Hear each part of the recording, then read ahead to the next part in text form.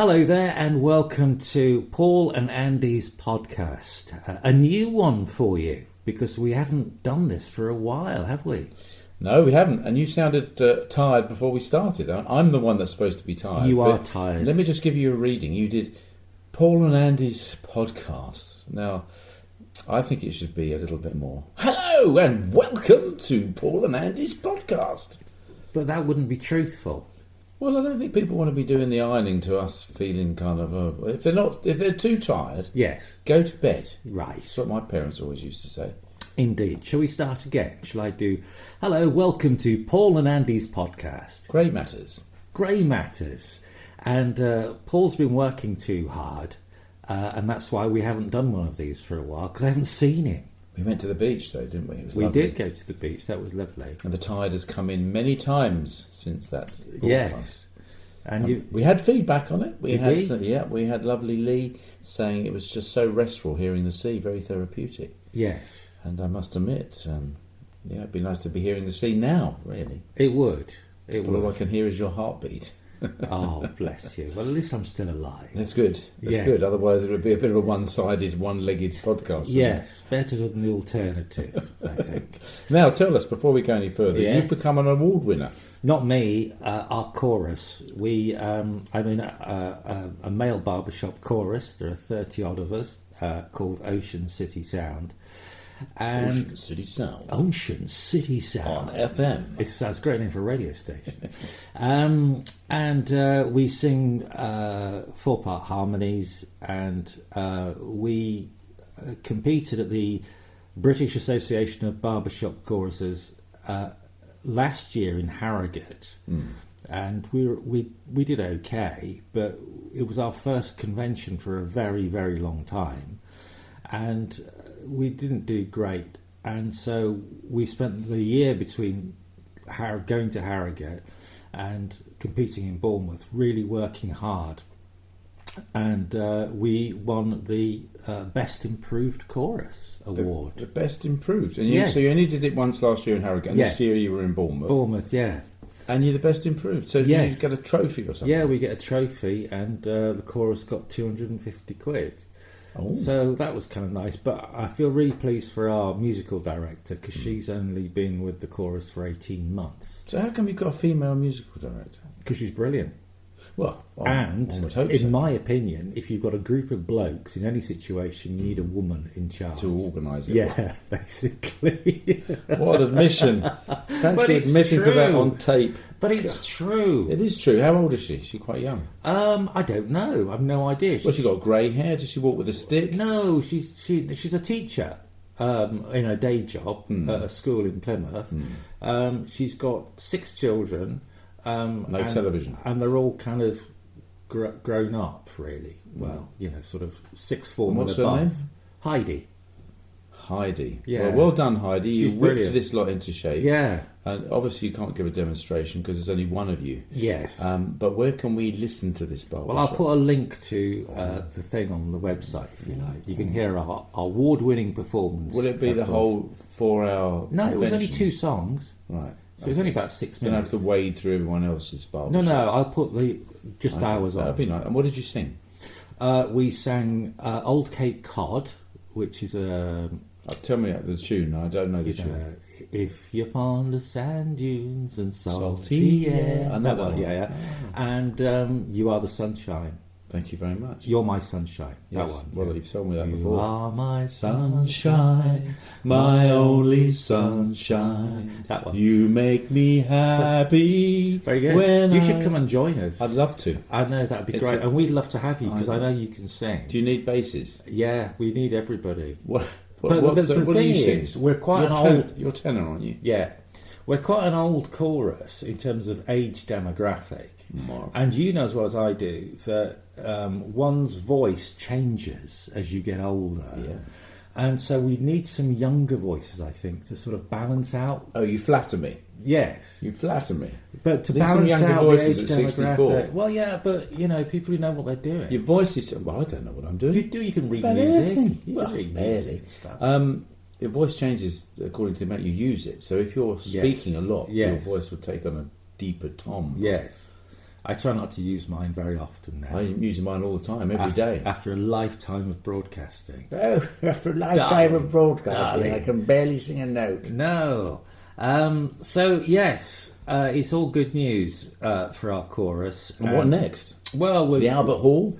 Well, we've got some summer gigs lined up. We are doing Armed Forces Day on Plymouth Hoe. That's on the 28th of June.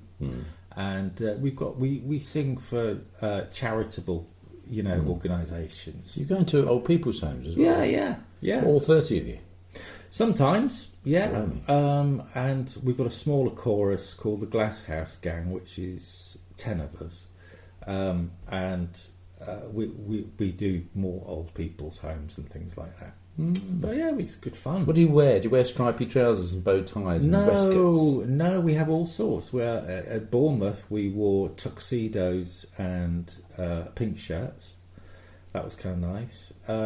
We've got sometimes wear our stripy blazers. We've got stripy blazers. There you go. And we've got a chorus uniform, which is basically like school uniform, sweatshirt, polo shirt, black trousers, kind of thing. Right. Okay. So yeah, I've gone off it. Oh, why? No, I'm teasing. I'd love to do it. I've never sung Barber Shop, and I joined a choir last year, as you may remember, and we sung a beautiful piece by it was Elijah by Mendelssohn. Yeah, but very complicated. But we pulled it off. It was with an orchestra, and then this year I dipped out for a few months, and then dipped back in, and we sung a variety of stuff, including some Bach, which I think you remember me telling you was very complicated, very difficult. Yeah.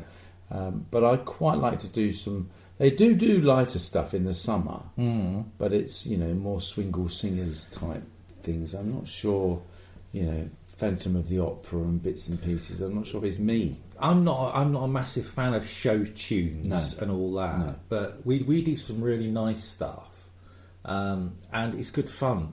And I don't know about you, but there's something about coming together as a group of people to create something, and it's just a wonderful feeling. And I think any excuse communities can find, or people can find at the moment, to come together in a united pursuit, it's got to be a good thing, because the world is so dislocated at the moment. Well, maybe Putin and Trump, dare I say his name, and a bunch of them guys, they should form a barbershop quartet to bring them together.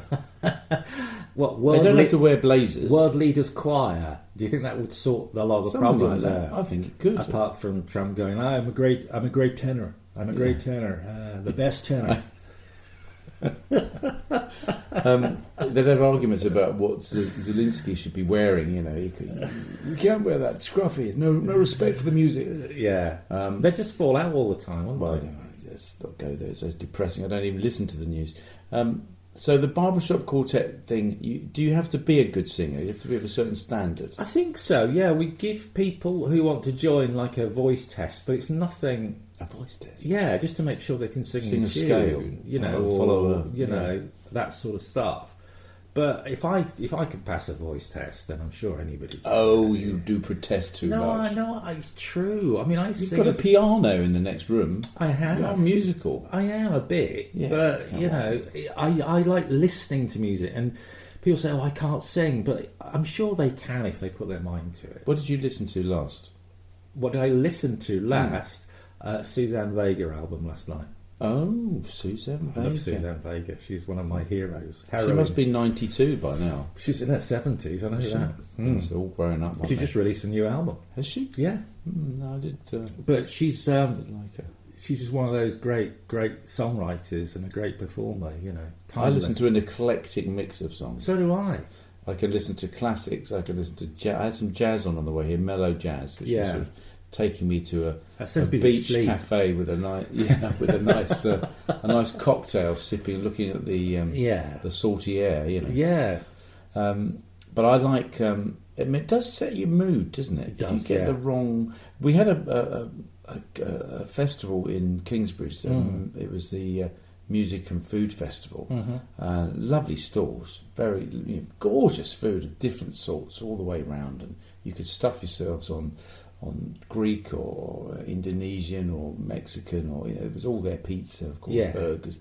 But the music, it didn't hit it for me, because inevitably it had Queen tribute band. Yeah. And I'm sure they're very good, and I like Queen's music, but I don't really want to listen to it at the moment. You know? When I'm having a beer and I salk a ale and having a gyro or gyros or whatever they call it, kebab, I want a bit of jazz or funk kind of stuff, Weather Report or I don't know, something like that. Yeah. But I don't want thrashing stuff. I don't want Thin Lizzy's cover band.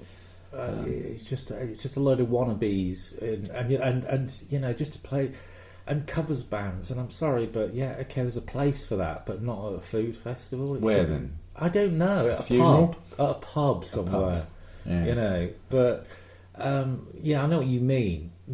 It should be more background music. I do have a problem with covers bands generally, because you're not it. It's karaoke. You are pretending to be it, and you're taking in the applause at the end for somebody else. I mean, for emulating somebody else. Well, and mimicking. And I would imagine not a lot of these covers bands have got the right copyright things in procedure. Oh, really? And PRS licenses. There's the lawyer in you coming out there. Well, but that's important, because the real people, aren't getting paid. Well, they're phenomenally wealthy anyway. Some of them are, but yes, it does matter, because that's what they've done for a living. They've written the song, they've performed it. They should be the ones getting paid. I'm sorry, but that's just the way it is. I used to get royalties for some of the TV work I directed. Yeah. Did I tell you that? Yeah. So I'd occasionally get a check from Uzbekistan, because they'd bought Teletubbies, or I didn't direct Teletubbies. What did I direct? Brum. Oh, I love Brum. And I'd get £18.20. So they must have sold a copy to somebody. Yeah, and it's that is your work that you've done. And I feel good about getting a royalty. I don't anymore. It's all kind of fizzled out. But PRS, particularly the music people. Yeah. I mean, I know the guy who wrote the incidental music for Who Wants to Be a Millionaire. So where it goes, it's very good. The heartbeat and all of that. So every time that's played, which is obviously every week with Jeremy Clarkson, and repeated on goodness those episodes. He gets it whacked into his bank account. Yeah, well, it's brilliant. Quite rightly, because he came up with it. But then again, I suppose you should just get one payment, maybe, because it's a bit like a carpenter making a table, and then every time somebody uses the table, he gets a check. Yeah, that wouldn't happen. I've used that very same example. I mean, it's a double-edged sword, isn't it? Because I love the fact that I get music on demand. I love Spotify. Yeah. And you can put anything in, and they give you suggestions as well, and it learns your taste. It's wonderful.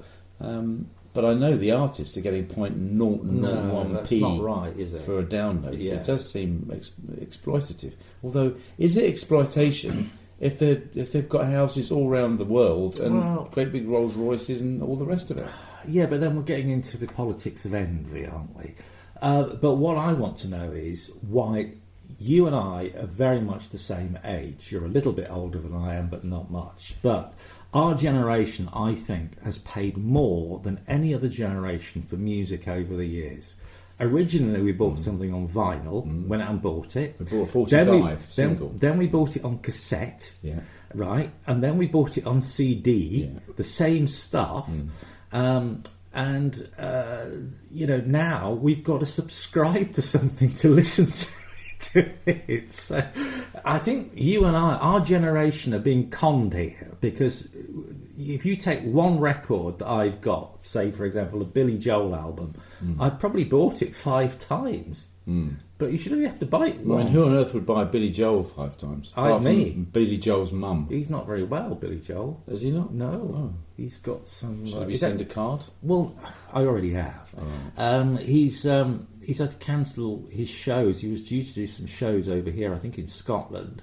And he's had to cancel everything because he's got some sort of brain disease. Oh, that's a shame. Yeah, it is. Is it Billy Joel or Billy Joel? Billy Joel. You sure? Yeah.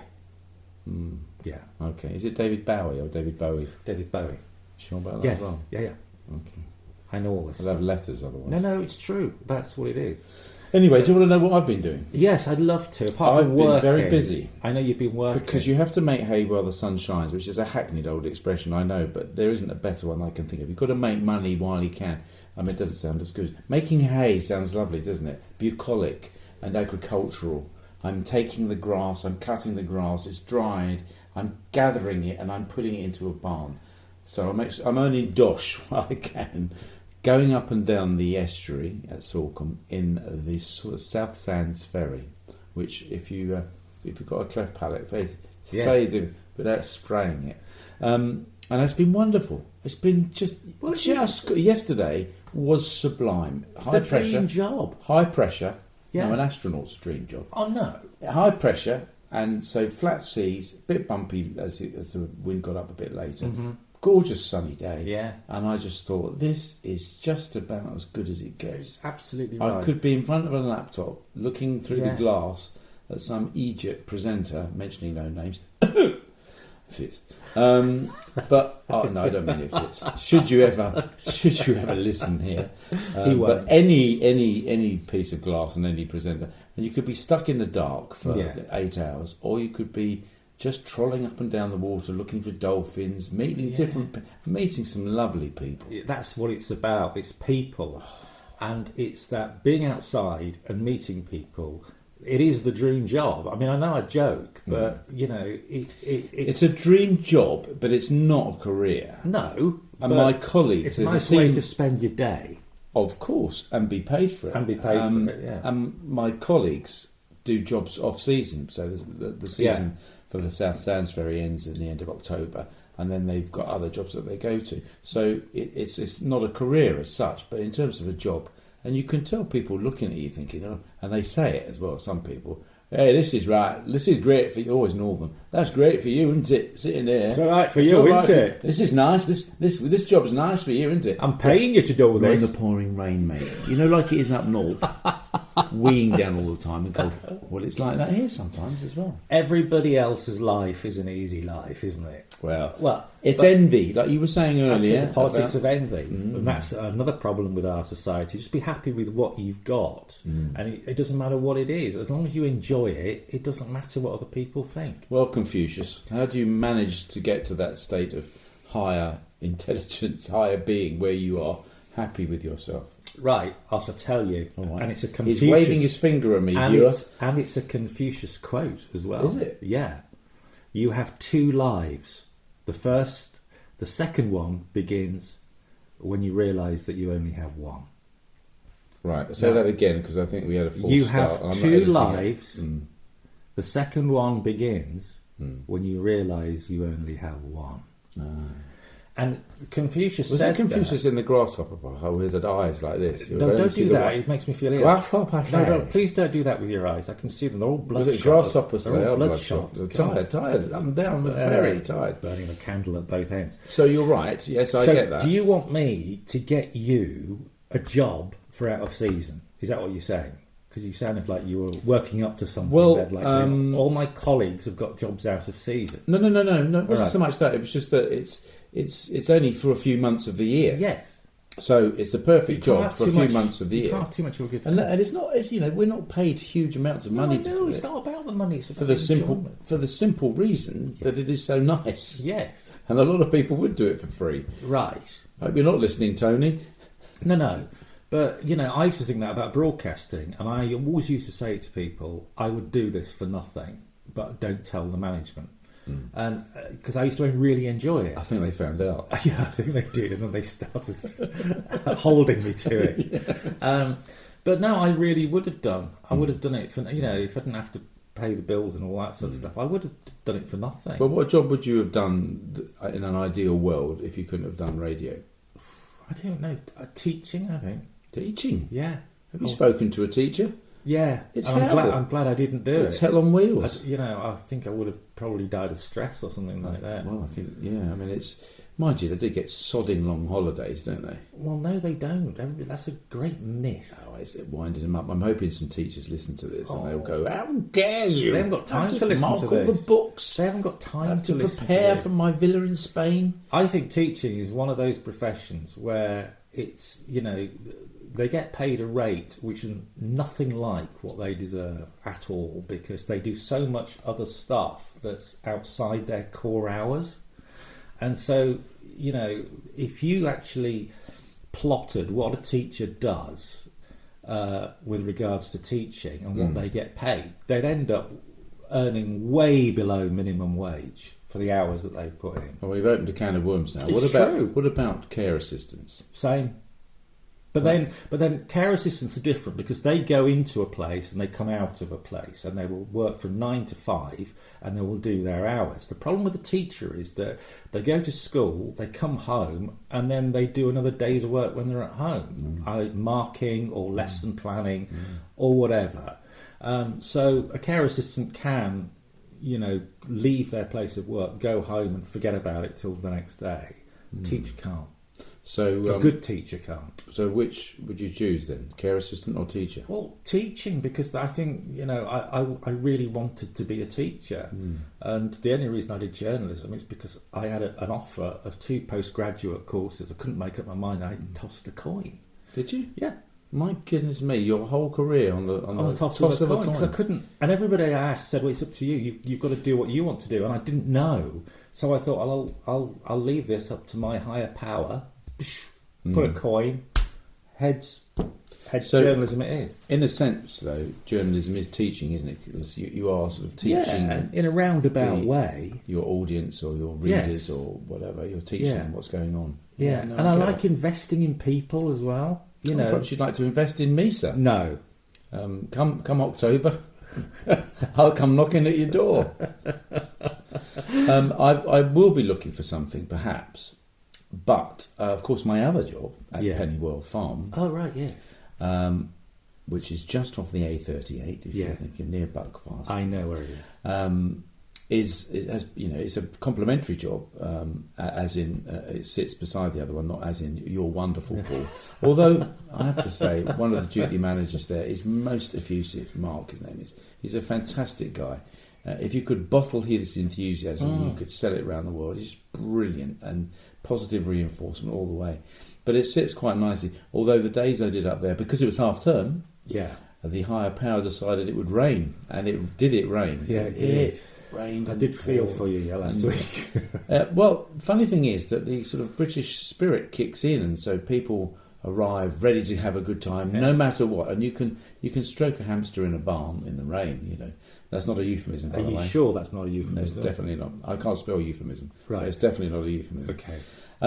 And we had all sorts of people turning up, a lot of northern people. We don't mind a bit of rain. We're used to it. We're used to it. We get it. Yeah. You can go in there and pet a hamster then.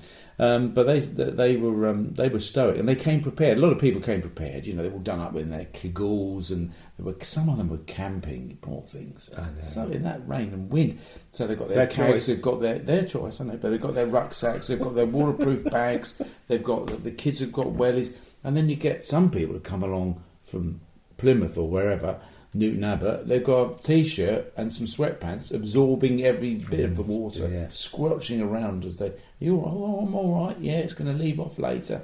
Is it? I don't think so. So we had a good few days up there. Interesting, busy.